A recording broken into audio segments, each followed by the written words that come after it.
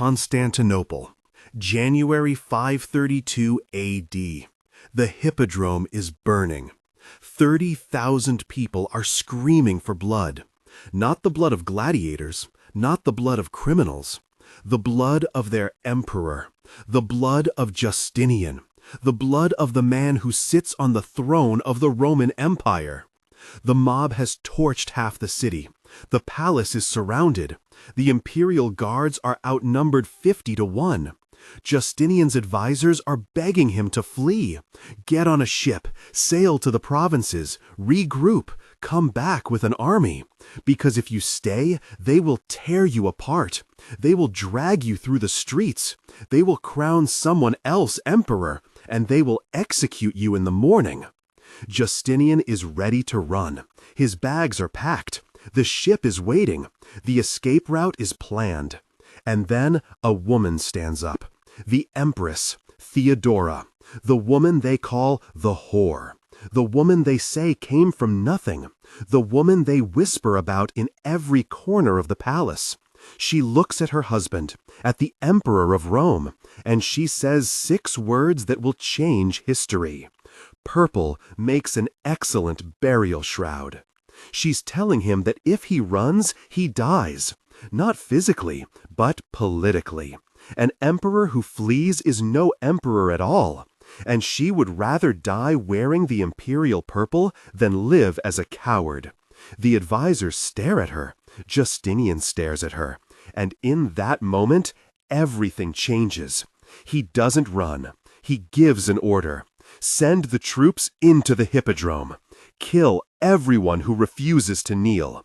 No mercy, no negotiation, no prisoners. What happened next became known as the Nika Massacre. 30,000 people butchered in a single afternoon. Bodies piled so high they blocked the exits.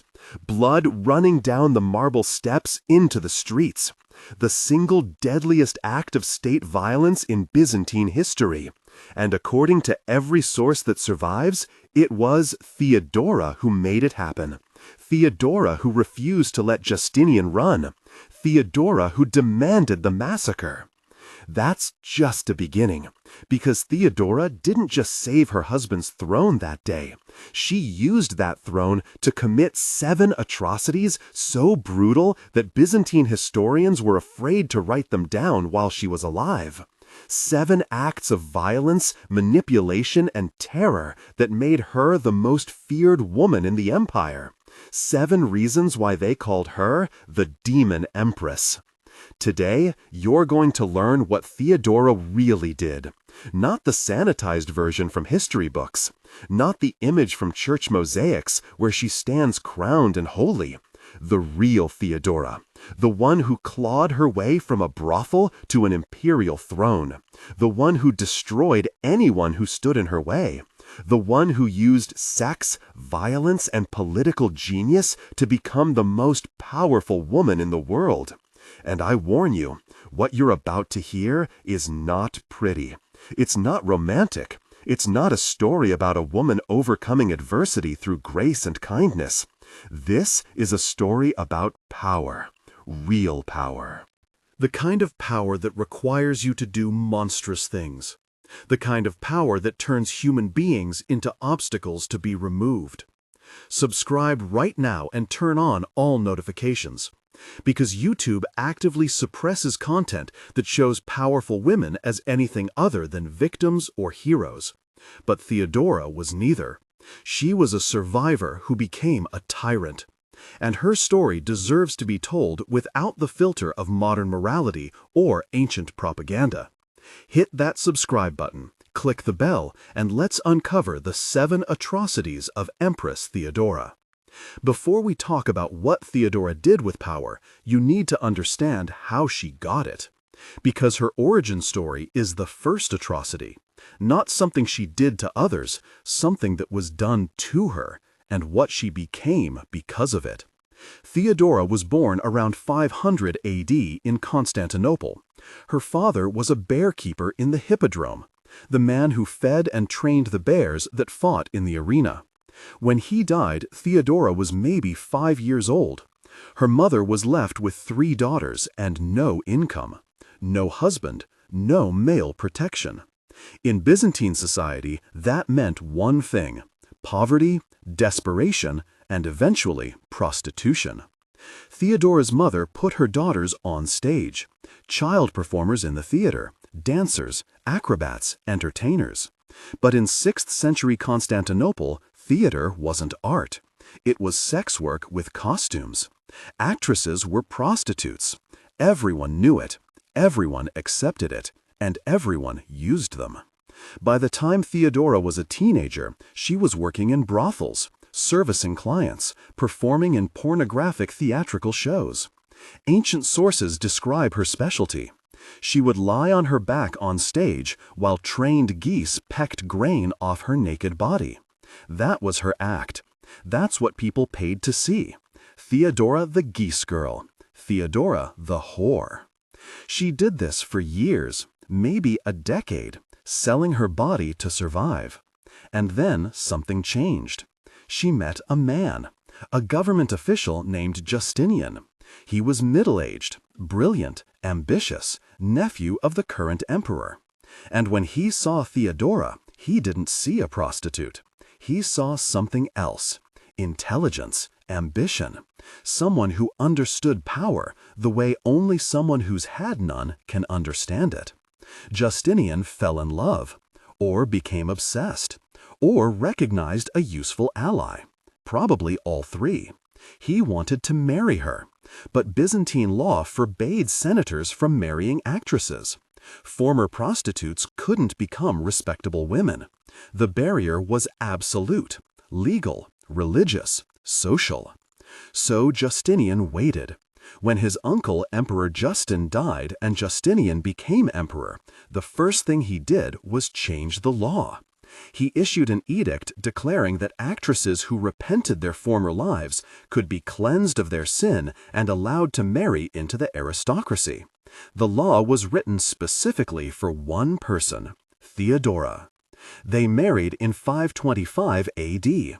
Theodora went from prostitute to empress in a single ceremony. From the lowest social status in Byzantine society to the highest. From a woman anyone could use to a woman everyone had to obey. And she never forgot where she came from, never forgot what had been done to her, never forgot the men who had used her when she had no power to refuse. That transformation is the first atrocity, because it set the stage for everything that followed. Theodora didn't become empress to wear pretty dresses and smile at ceremonies.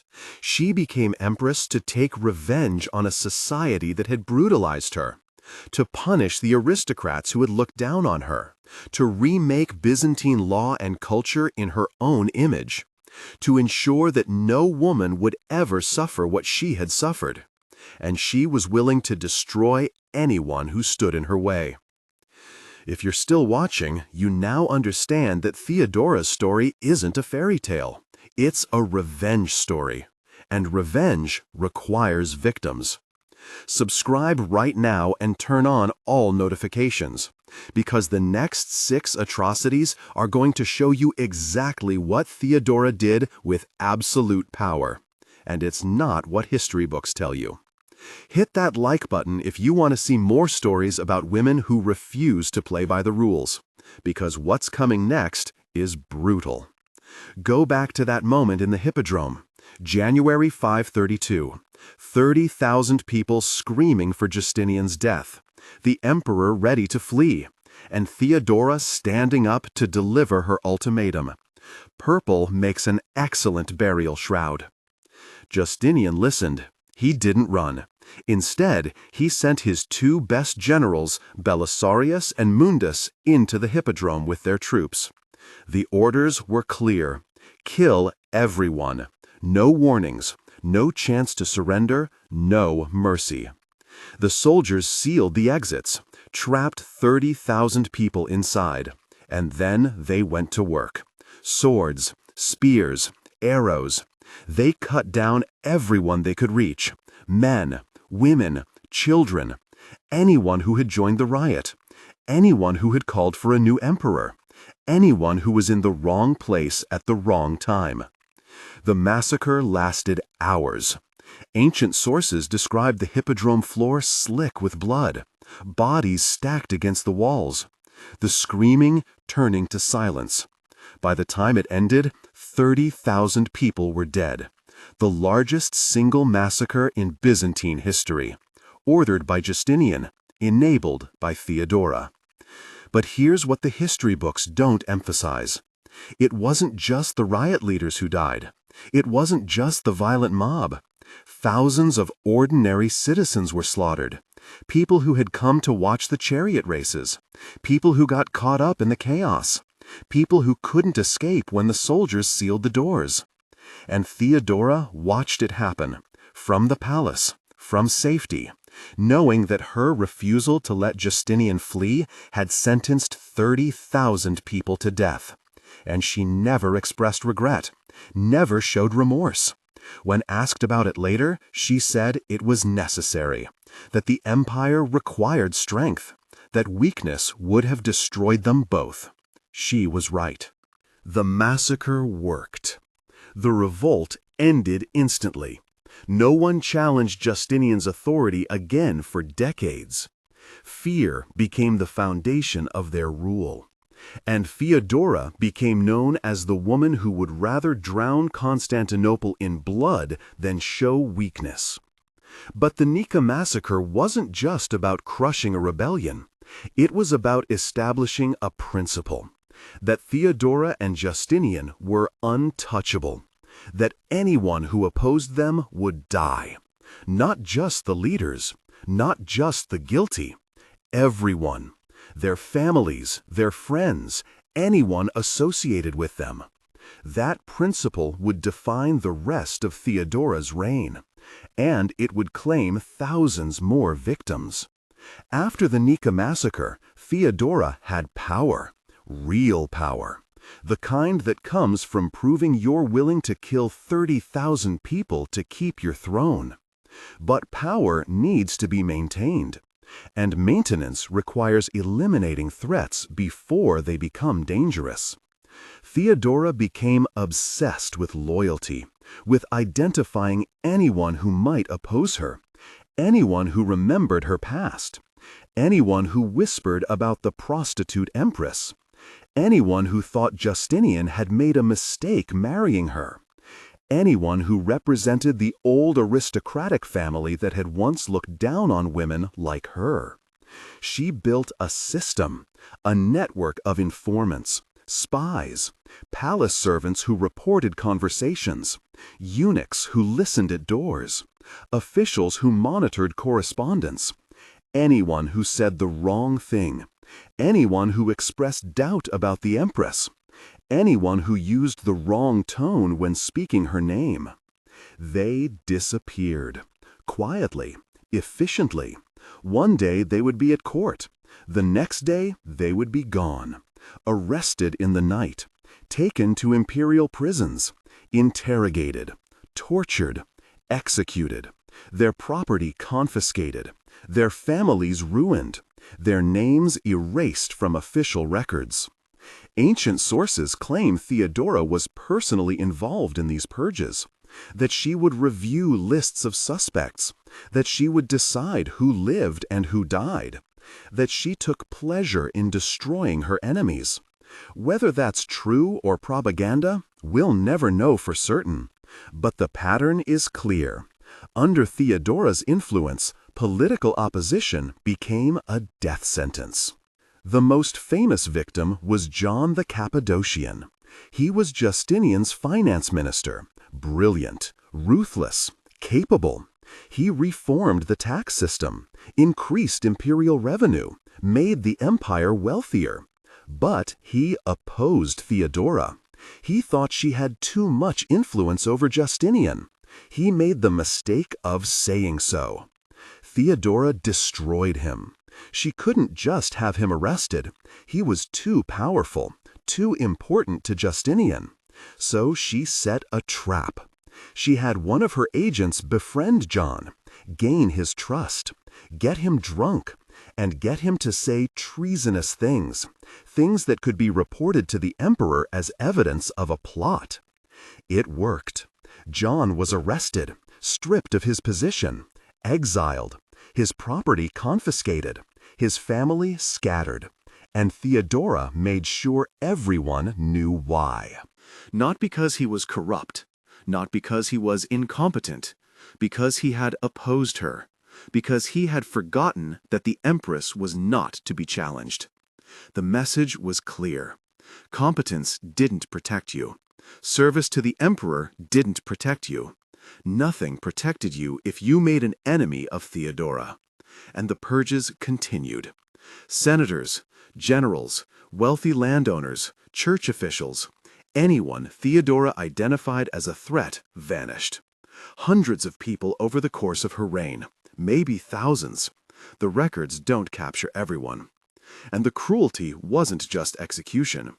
Theodora had a special prison built, underground, beneath the palace, a place where her enemies could be held indefinitely, without trial, without charges, without hope of release. Ancient sources describe it as a place of horror, torture chambers, starvation, psychological torment. People went in and never came out. Years later, after Theodora died, Justinian ordered the prison opened. They found dozens of people still alive, barely, skeletal, mad, broken. They had been imprisoned for years.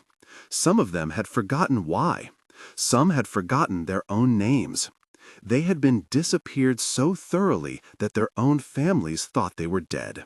That's the third atrocity. Not just killing enemies, but perfecting the art of political terror. Making fear so pervasive that opposition became impossible. Creating a system where whispers could kill. Where loyalty was never enough, because loyalty could always be questioned. Where survival required absolute submission. Theodora didn't invent political purges, but she perfected them, and she used them without hesitation or mercy. We're 1/3 of the way through this story, and already you've seen Theodora order a massacre, build a surveillance state, and destroy hundreds of people through systematic terror. Comment below with one word: monster or survivor.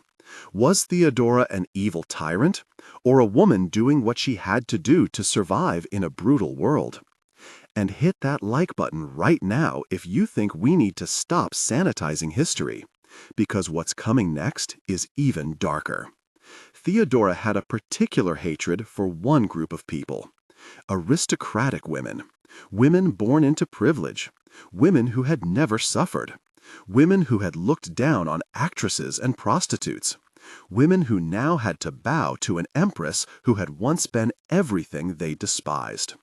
She found a way to destroy them without killing them, a punishment that was somehow worse than death.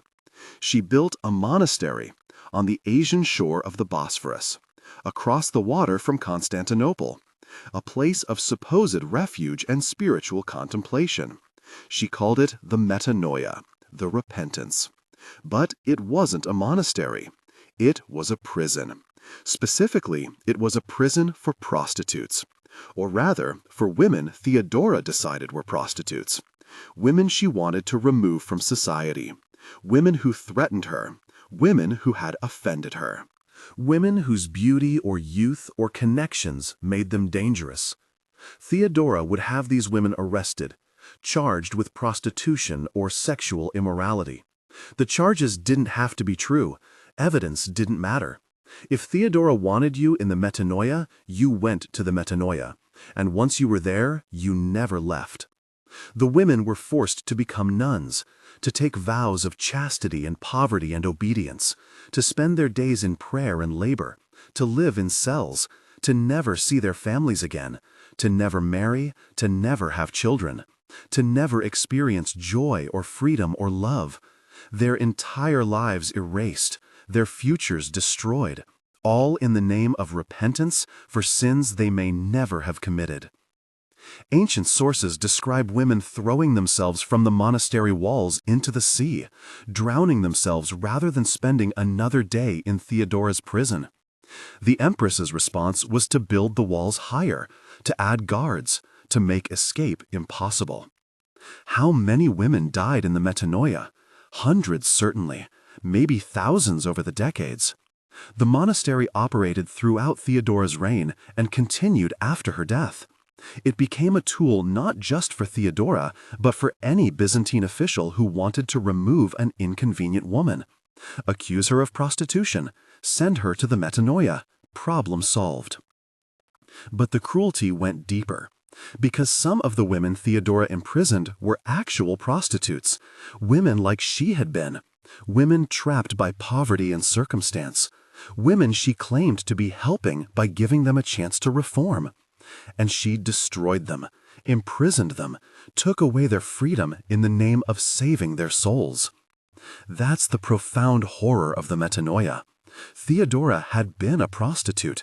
She knew what that life was like. She knew the desperation, the lack of choices, the brutality. And when she gained power, she didn't help those women. She didn't create opportunities for them. She didn't reform the laws that made their lives impossible. She imprisoned them. She punished them. She did to them what had been done to her, and she called it mercy. Theodora had a best friend, a woman named Antonina, and their friendship was built on a foundation of mutual benefit and shared cruelty. Antonina was married to Belisarius, Justinian's greatest general, the man who had led the troops in the Nika massacre, the man who conquered North Africa and Italy for the empire, the most successful military commander of the age. But Antonina didn't love her husband. She had a lover, a young man named Theodosius, and she carried on the affair openly. While Belisarius was away commanding armies, Antonina and Theodosius lived together in the general's house, using his money, sleeping in his bed, laughing at him behind his back.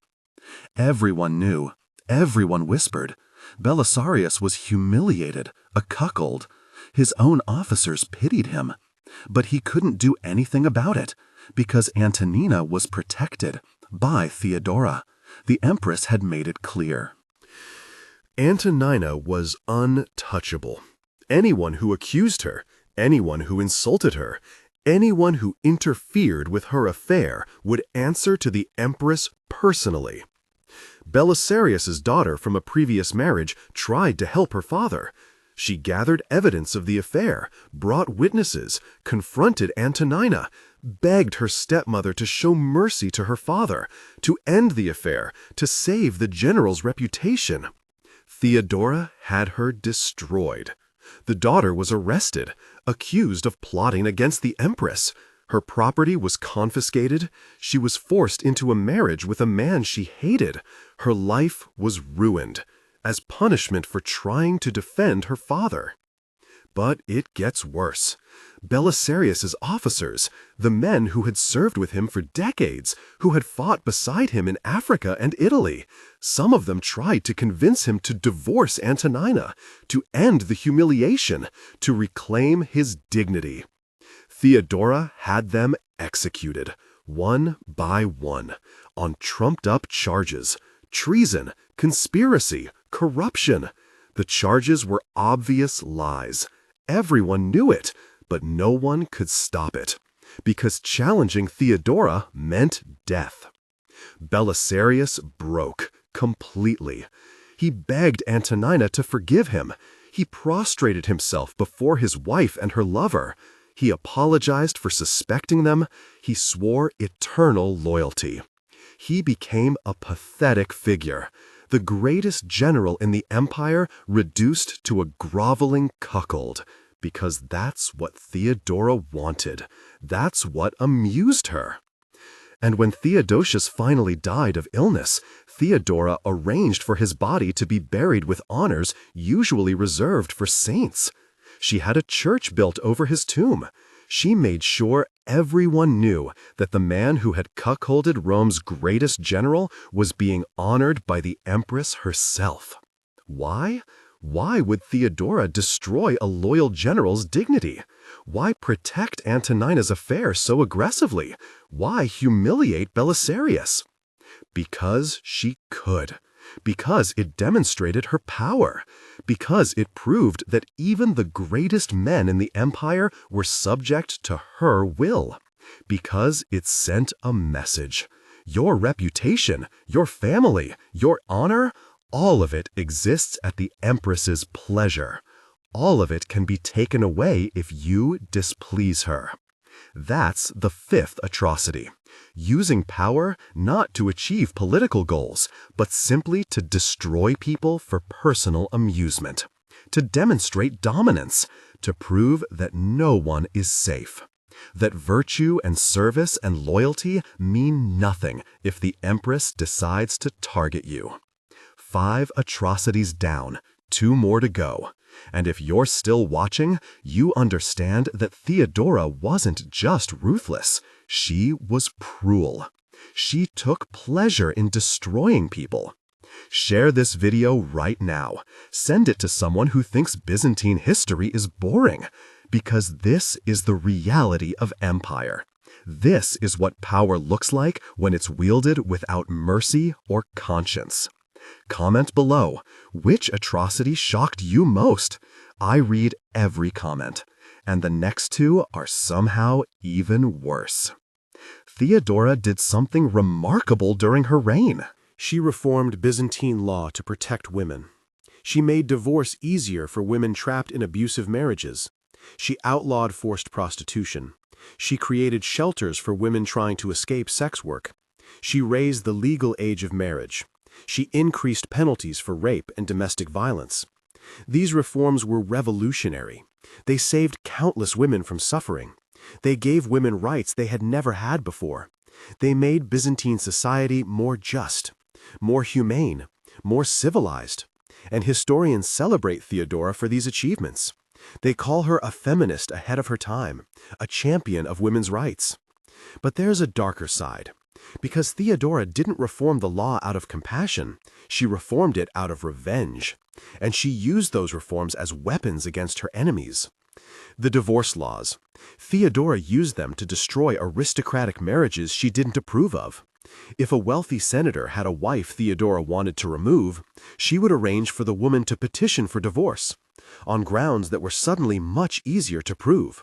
And the senator would lose his wife, his children, his family alliances, his political connections. The anti-prostitution laws. Theodora used them to imprison women she saw as threats. Any attractive woman at court, any woman who caught Justinian's eye, any woman whose beauty or charm might undermine Theodora's influence. Accuse her of prostitution, send her to the metanoia, problem solved. The rape laws.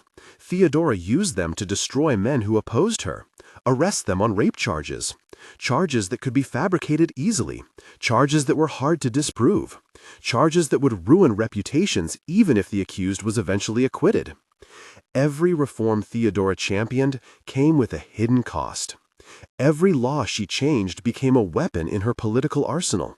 She didn't just use the legal system to punish criminals, she used it to punish anyone who displeased her, and she did it under the cover of protecting women. That's the 6th atrocity, taking genuinely good reforms, laws that helped real victims, laws that made society better, and perverting them, using them for personal vendettas, turning justice into tyranny, making it impossible to separate the good Theodora did from the evil she committed. Because that's what makes Theodora so complicated, so disturbing. She wasn't a simple villain. She did save women. She did reform unjust laws. She did make life better for thousands of people. But she also weaponized those reforms. She also used them to destroy innocent people. She also proved that good intentions mean nothing if the person implementing them is corrupt. The 7th atrocity isn't violence. It's not murder or imprisonment or humiliation. It's something subtler, something that lasted longer than any of her victims. It's the mosaic in the Basilica of San Vitale in Ravenna, Italy. The mosaic shows Theodora as a saint, crowned with a halo, surrounded by attendants, dressed in imperial purple. carrying a golden chalice. Her face is serene, beautiful, holy.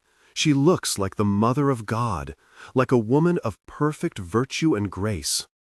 That mosaic has defined Theodora's image for 1,500 years. It's in every history book, every documentary, every website about Byzantine art. When people think of Theodora, they see that mosaic, that image, that lie. Because the mosaic was commissioned by Theodora herself. It was propaganda, a deliberate effort to control how history would remember her. She knew her reputation was terrible. She knew the stories people told about her. The prostitute empress, the cruel tyrant, the woman who destroyed anyone who crossed her. So she built churches, commissioned mosaics, funded monasteries, created an image of herself as a pious Christian empress, a protector of the faith, a patron of the arts, a woman of charity and mercy. And it worked. The mosaic survived, the propaganda survived, and for centuries, historians believed it. Even now, modern historians struggle with Theodora. They want to celebrate her as a feminist icon, a woman who overcame poverty and patriarchy to become empress, a reformer who helped women, and all of that is true. But it's not the whole truth. The whole truth is that Theodora was a survivor who became a monster, a victim who became a victimizer, a woman who used the same systems that had oppressed her to oppress others. And she knew exactly what she was doing. She knew history would judge her, so she built monuments to control that judgment. That's the seventh atrocity, the erasure of truth, the construction of a false legacy, the use of art and architecture and propaganda to hide the blood, to make people forget the screams, to transform a tyrant into a saint. Theodora died in 548 AD, cancer probably. Justinian survived her by decades. And after she died, people started talking, started revealing what she had done, started opening the secret prisons, started freeing the survivors, started telling the stories that had been too dangerous to tell while she lived. But by then, the mosaics were finished, the churches were built, the official histories were written, and Theodora's propaganda had already won.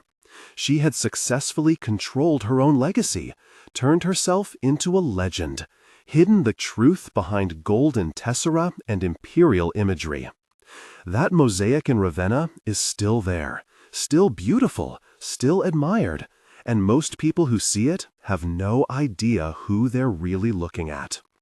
7 atrocities: the Nika massacre, the political purges, the monastery prison, the destruction of Belarius, the weaponization of legal reform, and the construction of a false legacy.